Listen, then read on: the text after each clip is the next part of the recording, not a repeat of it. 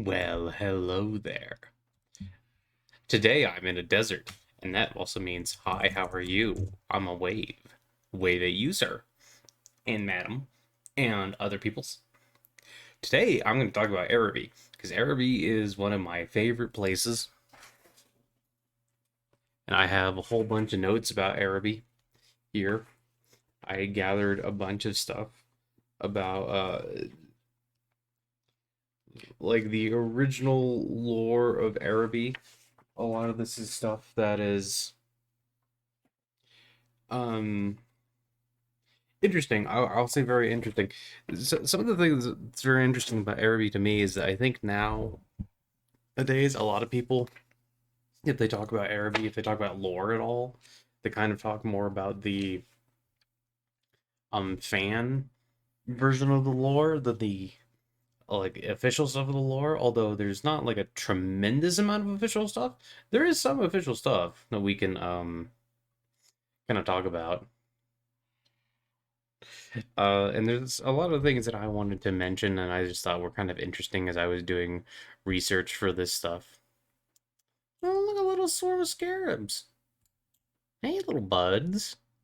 You look very scary, but you're going into solid stone. I don't know how that's possible. Ooh, this is like a big arena. But yeah, this is in Nehekara, which is next to Araby, but not like actually quite in Araby. Let's see here. Let's go to the world map. Land of the Dead. So Araby, I'm pretty sure would actually be to like the north and northwest of here. I'm not 100% sure on this map, but yeah, it's kind of nearby, and I figured this would be a fun place to wander around. I haven't really been here before, and look, there's like a giant scarab beetle. And it's got something scary on its back. Ooh, it's a skull and some spikes. Oh my god! That's Warhammer for you. Everything is skulls and spikes. And then there's a bunch of skulls, and then there's more skulls and skulls. Everybody loves skulls. And look at this guy. He's a crocodile. Ooh.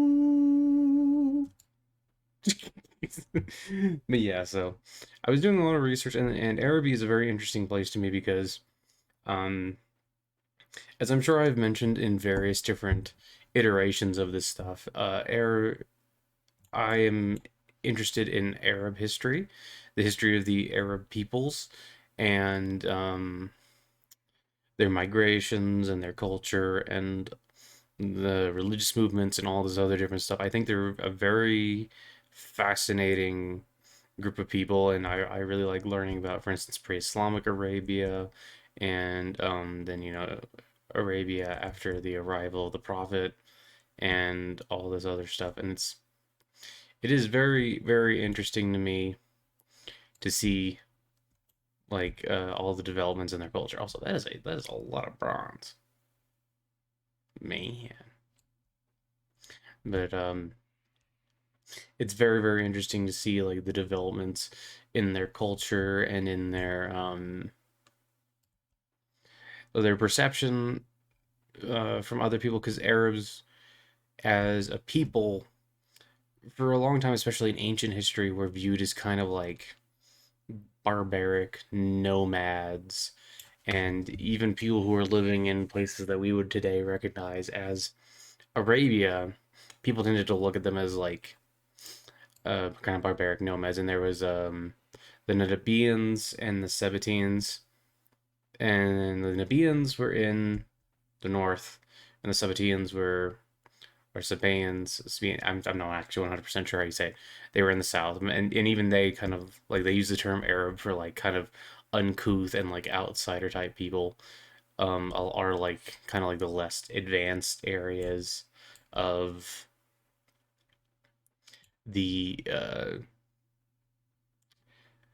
Arabian Peninsula. So it's all very kind of interesting the way that they're viewed, and it would be neat if Araby incorporated some of that. But Araby was kind of written at a time when Games Workshop was willing to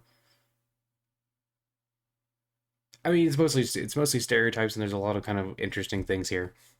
Um, and one of the first things I actually have written down here, and it's interesting that some people have pointed out how weird this is, but originally the Arabians, uh, some people have credited them with worshiping this concept called the One, and others have this deity called Ormazd, or yeah, Ormazd.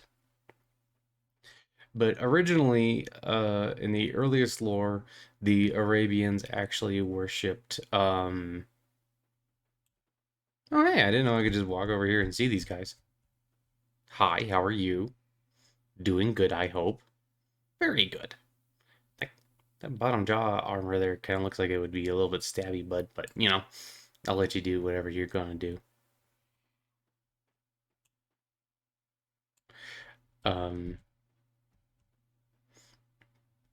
but yeah, they actually originally worshipped Allah, which right off the bat you might understand why it's a little bit um offensive isn't exactly the right word, but it's a little weird.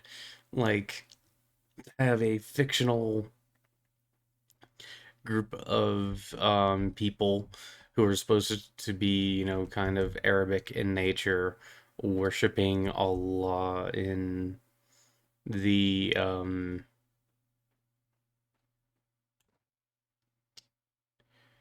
as their main deity. Yeah, that's kind of weird. That would be kind of like, you created like a group of like Hindu people who worship like Shiva in your setting, which I mean, okay, once again, if you look, there are fantasy settings that have done basically exactly that. But then there's also like fantasy settings where like people have uh basically just incorporated Jesus but as an allegory. Like there's all kinds of really weird things. There are like fantasy settings where like, ah yes, Christianity, still the main religion, but now we just call it the light. There is stuff like that. And I do find the idea of this culture still worshiping Allah, uh, it's a little weird, man. It's a little weird. Now, is it the worst thing ever? No, not necessarily. I mean, we could maybe get into, how bad of a thing it really even is, and if it really is all that bad of a. Oh, I like your staff. Okay. But we could get into if it's actually that big of a deal, really. But interestingly enough, the concept of the One apparently comes out of a supplement from Mordheim made by fans called Relics of the Crusades, but it was published by Fanatic Magazine, which is an official GW magazine. So that's kind of interesting. I mean, GW has done very little officially with Araby. Like they were a playable army in Warmaster, but not there isn't really much more of a mention about them.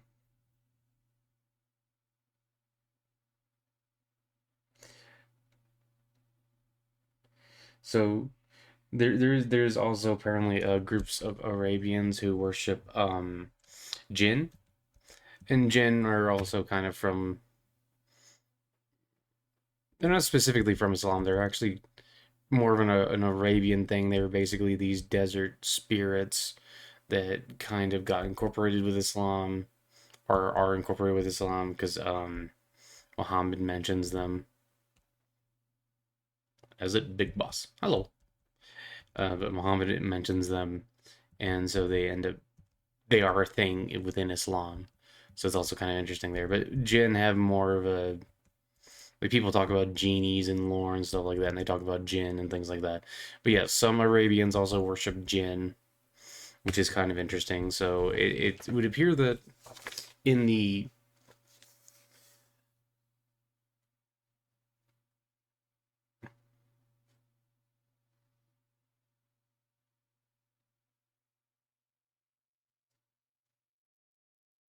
they it's very weird because in some of the later mentions of Araby, they don't directly say they worship Allah, but the religion is still very strict, socially, and apparently very monotheistic. So it's kind of interesting. I do find it also interesting that the idea of the one is mentioned in a fan extension for Mordheim, a fan expansion for Mordheim, but it's published by an official GW magazine. So that's kind of an interesting thing.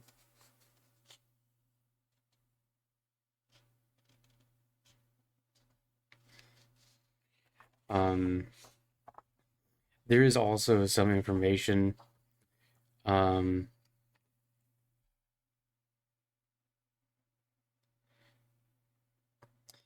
uh, the Jinn are like Arabian gods in like, and this is kind of mentioned in the Crowns of Ras Karim, which is a story from 2016, and that's actually a Gotrek and Felix story where they end up visiting um, Araby.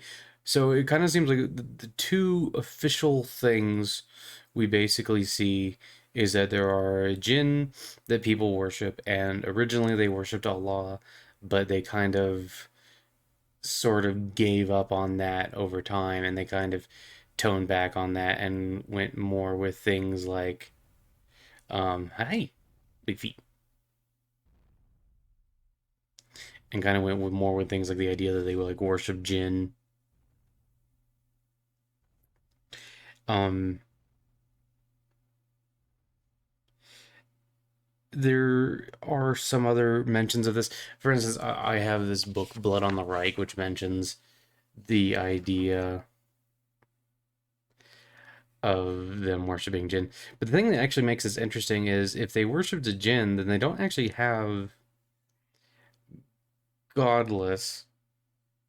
I mean, I'm sorry, they don't really have gods. They have supposedly there's an originally a mention of Allah, and there's a mention of like um pantheons or like lesser pantheons, but then it kind of turns into people basically just worship jinn.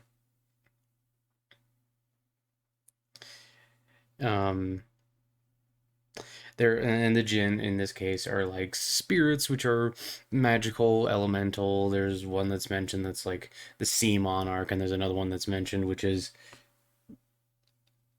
yeah, right there, the Sultan of Flames.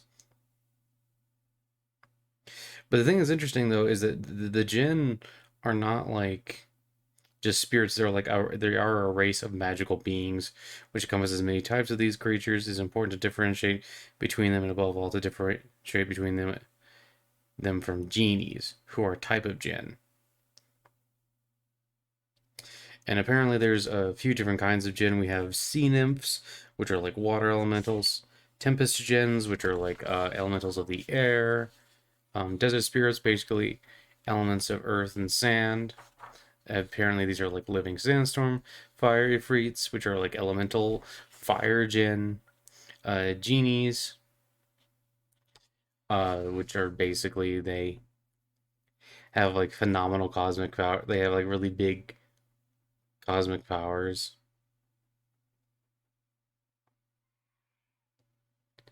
And one of the only mentions of this is like in War Master, you can see they have a spell list, and one of the spells is Curse of the Jinn, which apparently some people say, reading into it some more, you that they you should actually be called like Curse of the Genies and Royal Jinns, which are basically the most powerful versions of each Jinn breed. But like, so you have Fire Freeze, but you could have like a Royal Fire Free Jinn, which is like bigger and all fiery and cool things like that. And there is a little bit of Araby magic that we can learn about in War Master specifically. I'm gonna keep moving. In War Master specifically, where they can summon sandstorms, mirage, Curse of the Jinn, sunstrike. There is a lot of like sun imagery in some of the depictions. Uh, it's also kind of interesting because I read The Crowns of Roskarim, and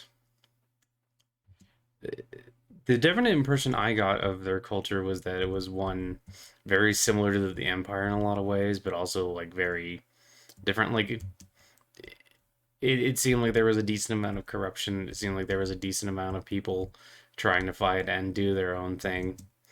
But yeah,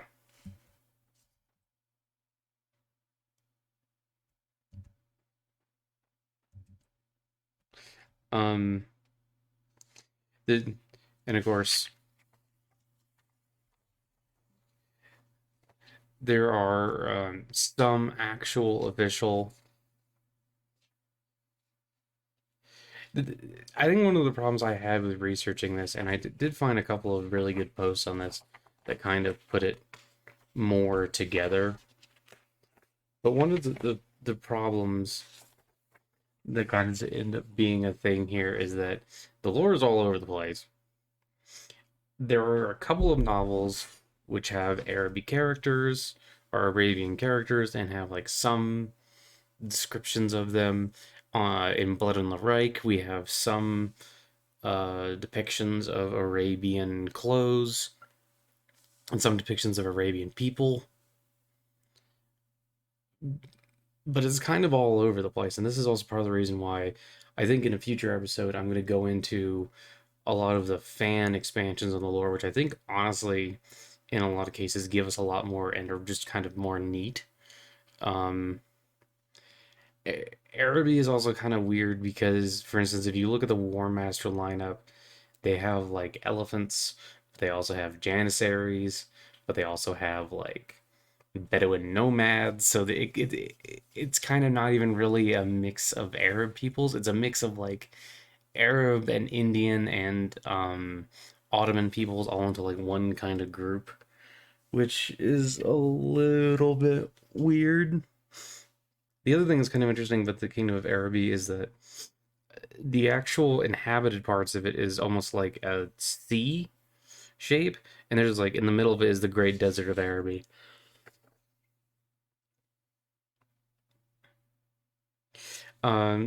Something that I do find very interesting though is that Arabians are actually pretty advanced in terms of medicine and certain technologies. Um, that they have irrigation. We know that they have at least some gunpowder weaponry, not a terribly large amount, but they do have some, uh, but not as much as the Empire. We also know that they have the Jezzails. In the seventh edition Codex of the Skaven is actually mentioned that the original idea for the warp block Jezzails came from Araby. Like the original idea for those Jezzails came from Araby, so they basically just stole them. Which of course, those funky little rat boys. That's just what they're gonna do. Um, Apparently, there's also some mention in. Let me see, where is it? In Old World Armory, Militaria, and Miscellanea, it is said that Arabians are the first to develop flintlock pistols. And Warmers herself says that the economic growth of Araby has led their peoples to pursue the fine arts in poetry, alchemy, medicine, and architecture, thus producing some of the world's most notable poets, doctors, sorcerers, and architects. I would also like to say that I had a lot of help with this because I did my own research and I found a lot of things, and then there was this post actually on the Total War Warhammer forums where this guy laid out like every single thing that we knew about Araby and like every single source. And that was really helpful and it let me compare some of the stuff I had found and got more detail on. So I might just go ahead and link that Civil War forum post so you guys can read it because he's going to go over a little bit more of some of that stuff.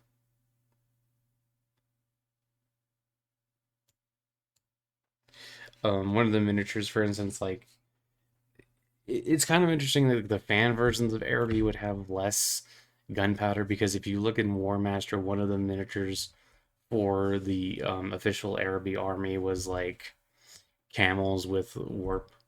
No, I keep saying warp block, but with camels with Jezzails on the back of them, and that's kind of interesting. Another thing that I thought was kind of weird as I was reading through all this different stuff, um, for some reason, almost every single depiction of an Arabian woman has their midriff exposed, and in the Two Crowns of Ras Karim, it frequently talks about the women having their midriffs exposed. Apparently, that's just like the style of Arabia according to, or I'm sorry, style of Araby according to Games Workshop is for some reason all the women have their stomachs exposed. Which I mean, maybe you're into that. We also know that Araby is ruled by a great sultan, and that guy lives in Al Haq. It's Alhaikk, and there are other sultans, and there are five major cities: Lashek, Kofar, Martek, El Kalabad, and Sabar. Small cities are ruled by princes, emirs, and caliphs, which is kind of weird because caliph. Okay, well, caliph has in the real world religious significance. Like a rightly guided caliph means that he's someone who's leading the Islamic State, not just like a state with there's Muslims in charge or a state with a lot of Muslims in it, but an Islamic State, like actually like basically like continuing something from the four rightly guided caliphs in Sunni Islam of Abu Bakr, Uthman, Omar, and Ali. So it's kind of interesting here that Caliph is a lesser title than Sultan in this. Let's see here.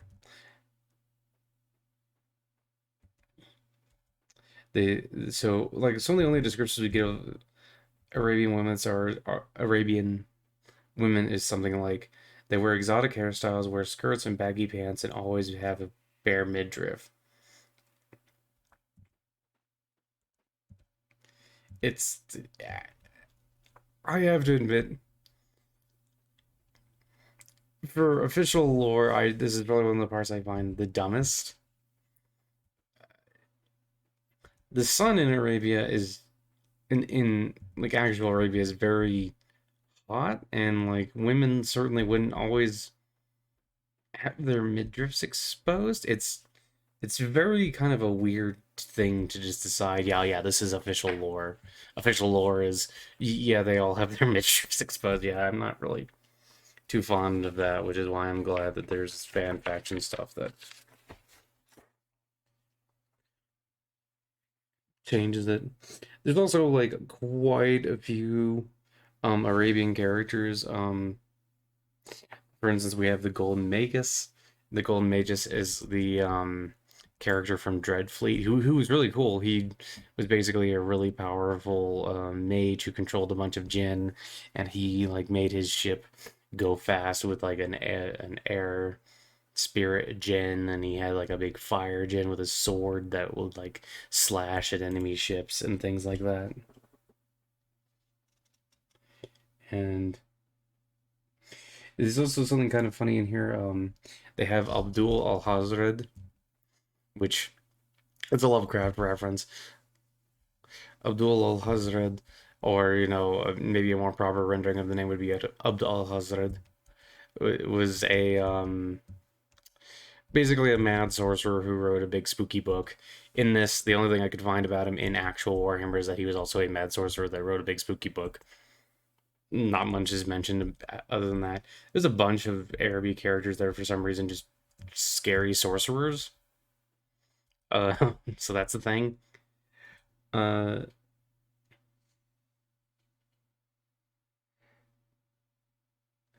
there's also another, yeah, like for some reason there's a lot of sorcerers. Um, Salad the Bar, which by the way, just listen to his name, Salad Bar.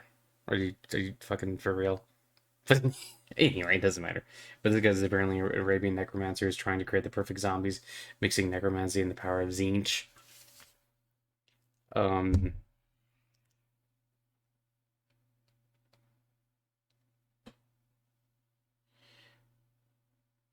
there's also one of the ones I did find interesting is Ibn Jalaba. This is an explorer who left Kasavar to make contact with the lizardmen, resulting in a brief military cooperation between Arabians and lizardmen against unspecified Tomb King Necropolis. That's pretty cool. Although this is mentioned by that guy in the big post, but I couldn't find where he got that. So there really is a lot of very cool stuff here. I will say that the picture of Salad gives him a very large hook nose, and that's kind of unfortunate.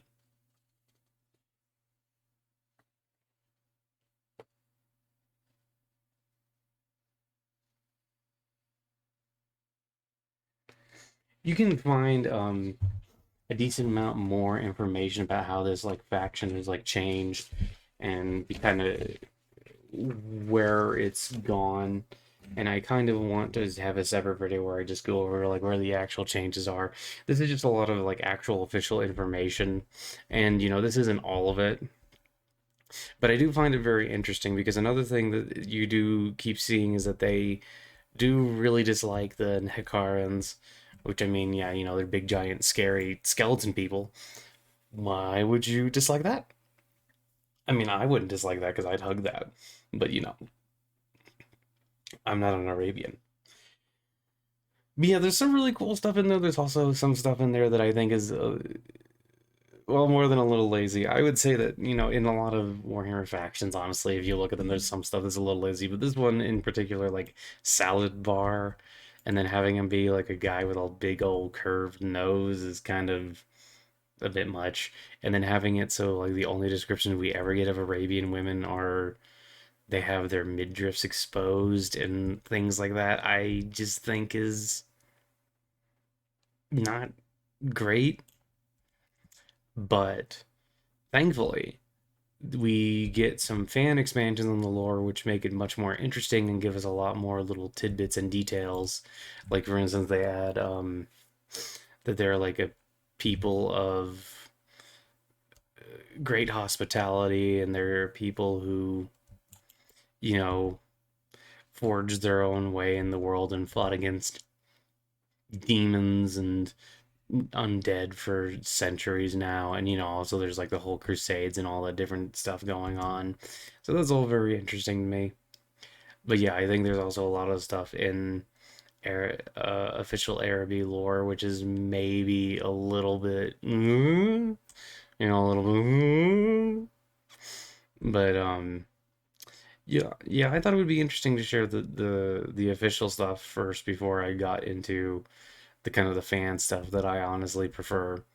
So I hope you enjoyed this video. I'm going to post that Total War link to that forum down below so you can check out that stuff if you'd like to. And yeah, I hope you enjoy the idea of going to the Arabian desert and having adventures. I enjoy the idea of Yamina being half Arabian and getting all this money from the Arabian stuff, and like her where her mom like made all her fortune, things like that. And it is still a cool faction, even if there's some stuff in there I'm like, ooh, ooh, ooh. But yeah. Anyway, I hope you all have a wonderful day, and yes, thanks for stopping by. Have a great one. Bye.